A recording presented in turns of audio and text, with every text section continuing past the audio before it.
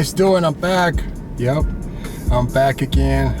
It's been a while. I know it's been a while. I've been really busy. I've been in the waiting mode.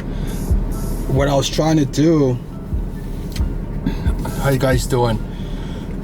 What I was trying to do is basically I had a couple of sales coming through, so I was like, I'm gonna do a video when I make these sales, but they've been staggering, and I've seen that I've gone 2 weeks without giving you guys an update on what I've been doing and how I've been progressing. You know, so it's been a little bit disappointments here and there, but I think the game is patience, because you know, I want it all now. You know, so basically we got a lot of waiting going on, especially when somebody goes on a vacation trip right when you're trying to find them a home, and then they miss out on multiple opportunities, you know.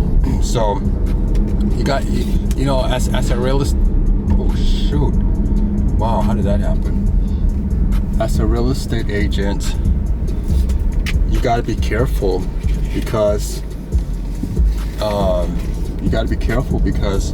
out here, oh, how did that happen? She was looking at something else. Somebody just ran into a pole. I can't believe it. Let me show you guys. Somebody just ran into a pole. I ain't even playing with you. The woman just ran into a pole. I don't know how that happened. Let me edit this correctly. It's right here. She ran into that pole right there. I don't know what she was doing or driving. She just did this right now. This just happened right now. This accident just happened as we're speaking. She ran inside. She made a turn right here. I think she was parking, and then she just went inside that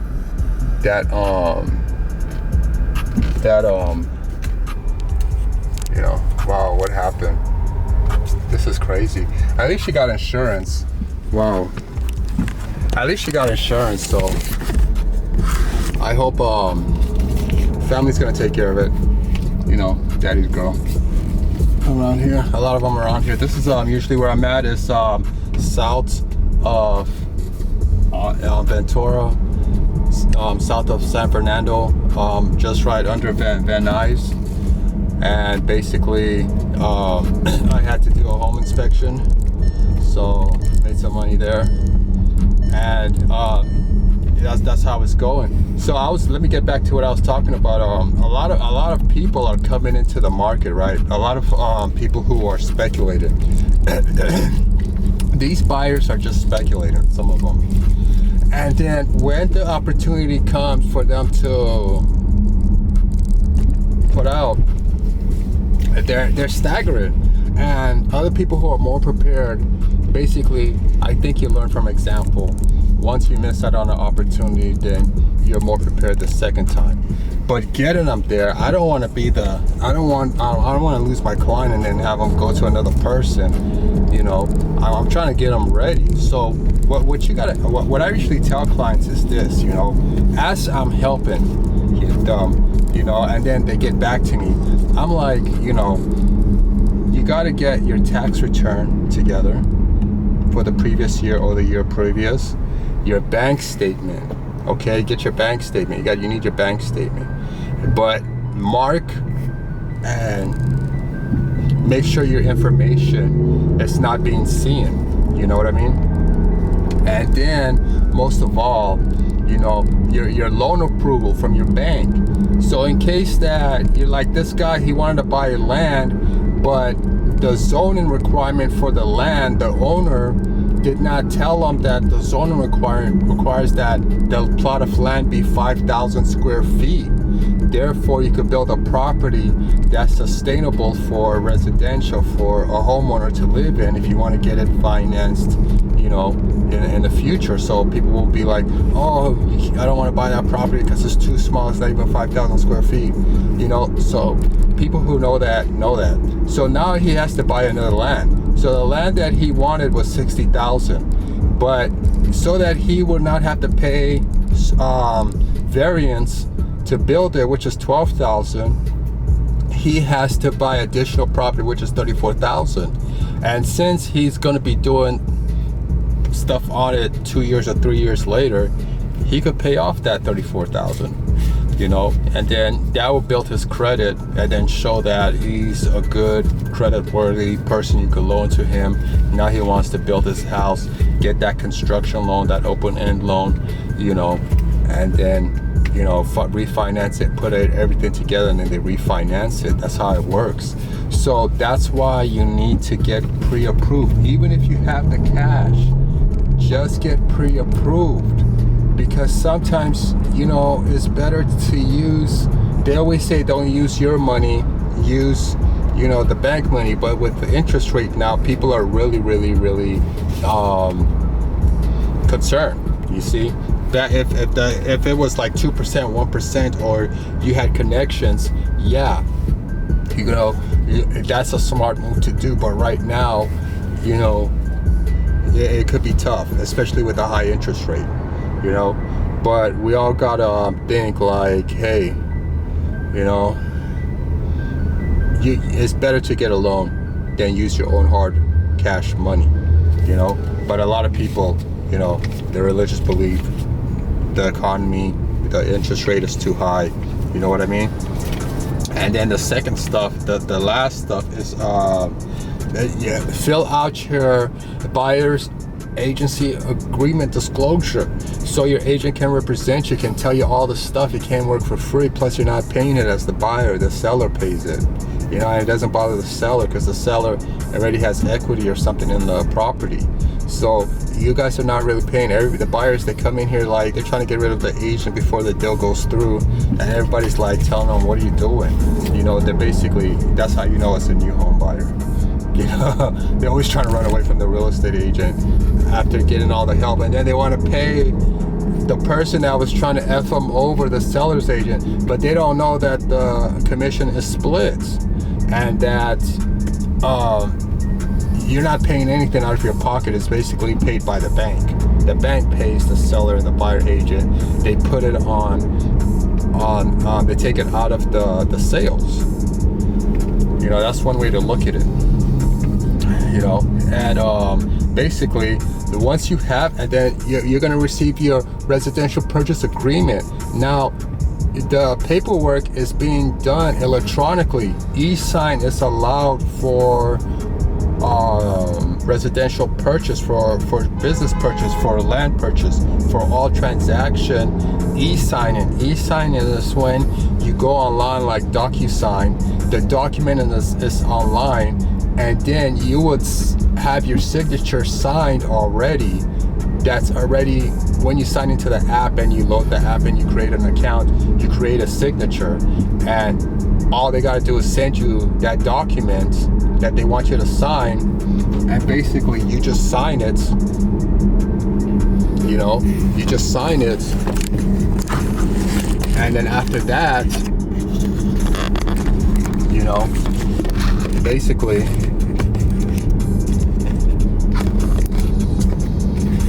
hold on. Yeah, so you just sign it, and the rest is history, And every page it will say sign here, sign here, sign here. It's very easy, very good. I wish they had that for notary, where to sign. Every document is different. So basically you just sign right there. And as you sign right there, all the documents are signed. And then if each person have to sign, it individually changes. It individually by email goes out to everybody, and then everybody signs it. Then it'll come back to the original sender, who is sender, like your agent or or your representative, your customer service rep or whoever who sent that email out for everybody to sign. It'll come back to them and it'll say document finished signing, and then you can send it to the corporate or send it to where you want to send it. That's how it basically works. So you got to sign those papers, get them signed up, get them ready, and send them out quickly, because the homes are only lasted 2 to 3 stays. Homes, residential homes, you'll be lucky if it stays on the market for a week. And if it stays on the market for a week or more, that means something's wrong with it. And of course, when you go there, what do you get? Something that's wrong with it. That's just how it is, you know. And then Landon Tree said that they could qualify anybody for 2%. They're talking about bad credit, good credit, all kind of credit. They're saying that they're going to try to break the rules and then give people 2% interest rate. I don't know how they're going to do it. Everybody's waiting for them to see. We just hope that it doesn't add on to the fixed current financial collapse that's going on right now and about to happen. So they're saying 2%. And then on top of that, they're going to, not Landon Tree, but the government, the federal now, is saying that they would prefer mortgage, 40-year mortgage. 40-year mortgage, that's the mortgage they give to people who are in distress, who are in need, who are going through. When I worked at the bank, I financed those loans. Those were for people who basically, those are loans for people who basically are behind on their payments. So they get, or they refinance, they got that ARM loan and they can't pay it, so they give them an extension, which is an extra extension for them to pay. It's called a balloon. But the balloon does not mean that you got to pay it all at once. You do have months and years to pay off the balloon. It's just another mortgage that you have to deal with. So right after you deal with that, your loan is paid off. But that's when the balloon comes in, is for that 40-year loan, you know, if I'm correct. So now new homeowners are getting that. They're offering that, and that means that you're already paying twice. Now you're gonna pay 3 times. You're gonna pay 3 times the loan. So always remember, if you have bad credit, you're gonna get the worst. You're gonna have to just double it. If it's $10,000, you're gonna pay $20,000, except you add some money to that principal. So you're already paying half of it. You're already paying more than half for the house. Now you're gonna double and triple it. It's getting outrageous for homeowners. I mean, the way things are going, you know, it's like the stock market. I think the market makers, they need to just, you know, clean the slate, just, you know, clean all the stop loss. You know, that's what they call it in investing, stop loss. You know, where they'll just stop all that crazy stop loss that's going on at the bottom, so they'll just crash the market, and then the market will go back up. You know, so I think that's what we need to do. But it's so sad that homeowners will lose a lot of money just to get the economy back stable, because we already talked about it in my previous videos of how the market gets inflated, and it's just getting worse and worse in the back scene. Everything basically looks good on the outside, but on the inside, it's a nightmare. Yeah, it's really a nightmare. On the outside, it's really a nightmare. And then buying land. So that's what I'm dealing with right here. I'm dealing with 2 customers now. I sold one with land. I'm dealing with 2 customers now who are basically land and want land. And after looking at these lands, you got to be really careful, because there's a lot of trick and trade. Because you can look at a land and be like, that land is perfect, I want to buy it right now. But you must do your due diligence. Just like this guy, he didn't know that, you know, the land that he was going to buy was in a flood zone, a bad flood zone. And proof was there with how the terrain was built. You'll be like, oh yeah, if a flood does happen, this is going to be horrible. But they're selling the land. You could still sell the land. and you have the right not to disclose any information. It's for that person to find out on their own. And the third stuff about it is that a lot of these lands, they're hard to build on. Like the other guy I was talking about, he has to buy an adjacent land because the land is not big enough, and it costs a lot. Also it's 100,000. And he would have bought that land, then have to go through a lot of variance and zoning requirements.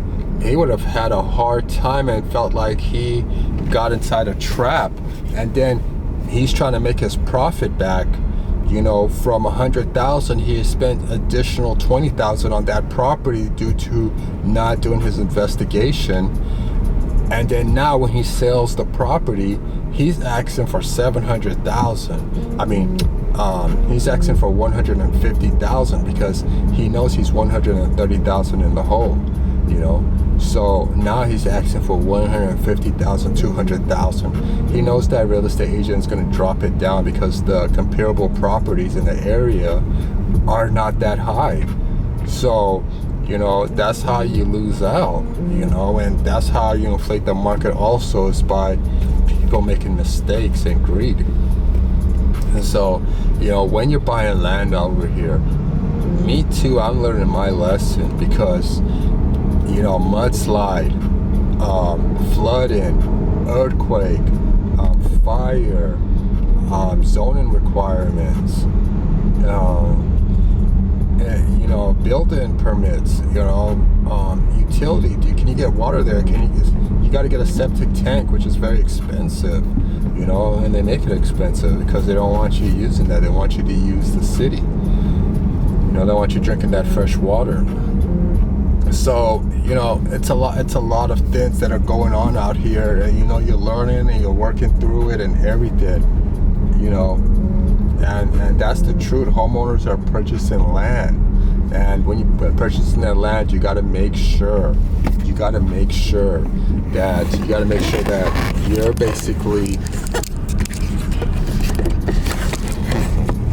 basically doing your due diligence, or your real estate agent is doing their due diligence to make sure that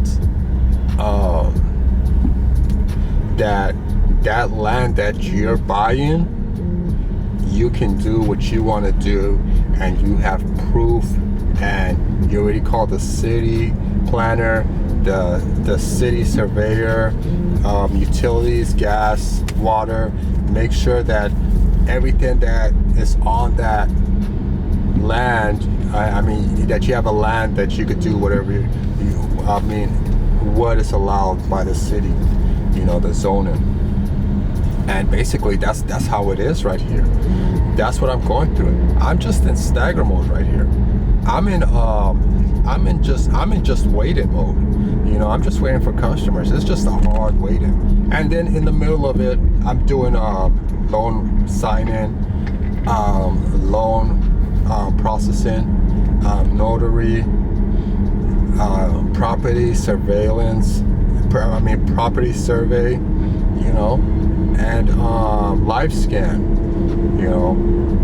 and did I say notary already? Yeah, and real estate. So basically I got that all in my pocket. I'm busy. I'm just like going at it really hard, trying to make sure that I meet up with all the requirements, bills and fees and everything, and the real estate fees. The gas is expensive. The gas is just out of control. Gas is like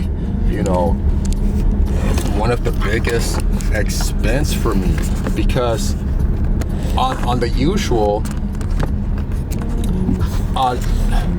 the gas is one of the biggest expense out there, and usually gas right now I'm trying to stay at $100 a week. I know that sounds impossible, but that's what I'm doing, $100 a week.